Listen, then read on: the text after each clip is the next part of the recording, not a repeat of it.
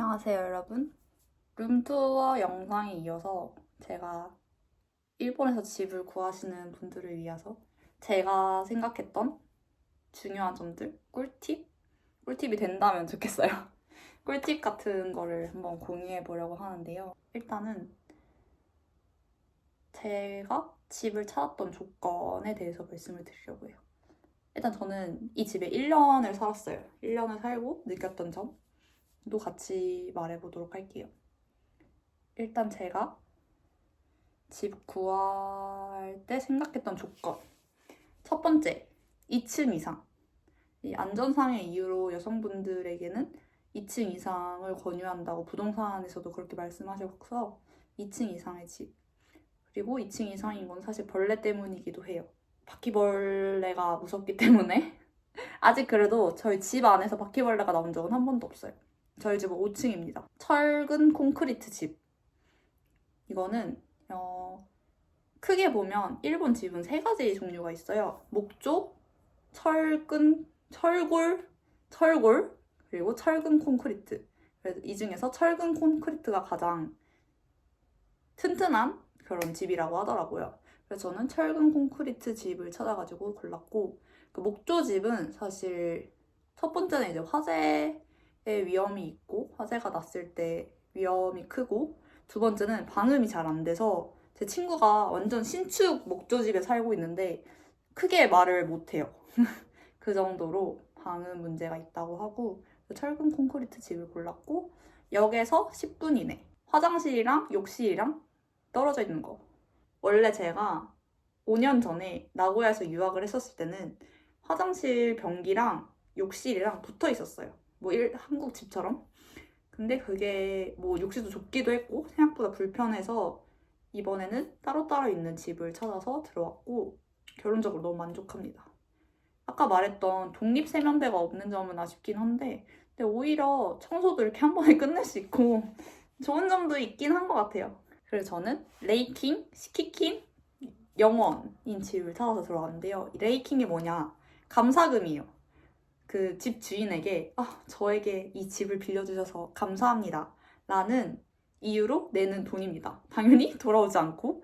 근데 이런 제도가 한국에는 없잖아요. 근데 일본에는 이 레이킹 제도가 있어가지고 하지만 저는 이렇게 돌아오지 않는 돈을 내고 싶지 않았기 때문에 레이킹이 없는 집을 찾았고 그리고 시키킹은 보증금이에요. 보증금인데 이것도 보증금이기 때문에 돌아오긴 할 거예요. 돌아오긴 할 건데 이 집을 이사를 나갈 때 이 집을 체크를 해가지고 처음과 달라졌던 부분을 체크를 해서 그거를 원상 복구하는 비용을 시키킹에서 제하고 돌려준다고 하더라고요. 그러면 일단은 제가 일단 시키킹을 냈어요. 근데 얼마를 제하고 저한테 들어올지 모르잖아요.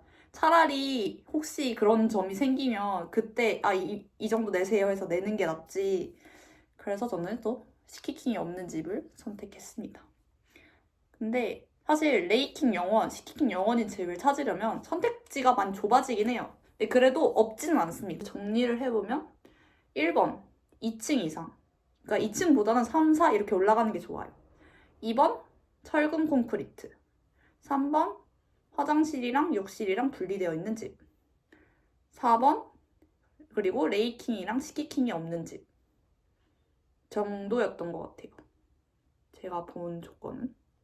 그리고 말하자면 더 있긴 하다. 1K 이상을 원했어요. 1K랑 이 집처럼 지금 이렇게 문이 있잖아요.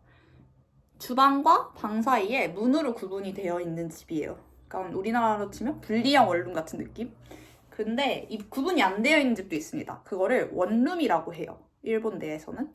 원룸이랑 같은 방 안에 주방도 있는 거예요. 예를 들면 제가 지금 이 방이 있잖아요. 이 방 안에 아까 봤던 주방이 여기 들어가 있는 거예요. 그렇게 되면 사실 이제 요리할 때 이제 냄새 같은 것도 뵐 수도 있고 방 안에. 이게 어떤 식으로 하면 1K가 있고 1DK가 있어요. D가 이제 다이닝이거든요. 1LDK는 방도 있고 거실도 있는 거. 2LDK는 방이 2개고 거실도 있는 거.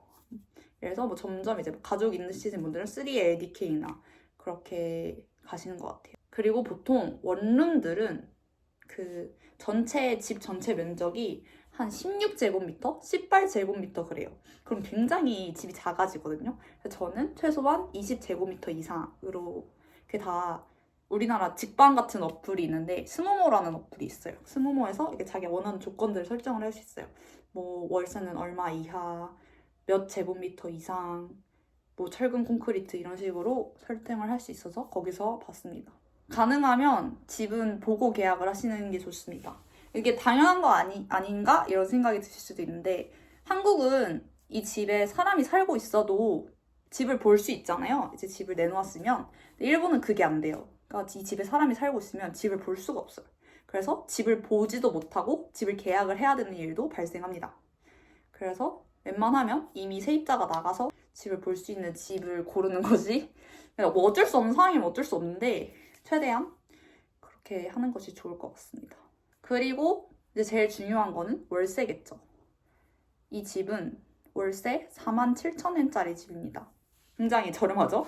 사실 저렴해서 고른 것도 있어요. 근데 저렴한 데다 이 방이 너무 마음에 들었고 진짜 딱 들어왔을 때 따뜻한 느낌이 너무 좋았고 이렇게 오후에는 이렇게 해도 잘 들고 그런 게 좋아서 골랐고 그리고 일본 집을 볼 때 조심해야 될 점은 관리비가 뭐 우리나라도 뭐 관리비 있지만 관리비를 합한 금액이 얼마인지를 생각을 해야 돼요. 왜냐면 관리비가 꽤 비싼 곳도 많기 때문에 관리비가 한 10만 원, 12만 원 이렇게 가는 곳도 있어서 이 집은 관리비가 5,000엔이거든요. 그래서 월세 47,000엔에 5,000엔 해서 총 52,000엔인 거죠. 거기에다가 이 관리 회사에 내는 다달이 내는 돈이 있어요. 그게 한 달에 1,000엔 정도 해요. 서포트 요금 이렇게 해가지고 저는 한 달에 53,000엔을 내고 있습니다. 하나 더 생각이 났습니다. 쓰레기를 어떻게 버릴 수 있는지도 중요합니다. 쓰레기를 제가 전에 살았던 나고야에 살 때는 쓰레기를 버릴 수 있는 날이 정해져 있었어요. 뭐 예를 들면 뭐 타는 쓰레기는 몇 호일에 버리고 안 타는 쓰레기는 뭐 어느 날에 버리고 플라스틱은 어느 날에 버리고 이런 게 정해져 있었는데 여기는 그 1층에 쓰레기장이 있고 언제든지 쓰레기를 버릴 수 있는 점이 좋았고 그리고 되게 이게 지역마다 달라요.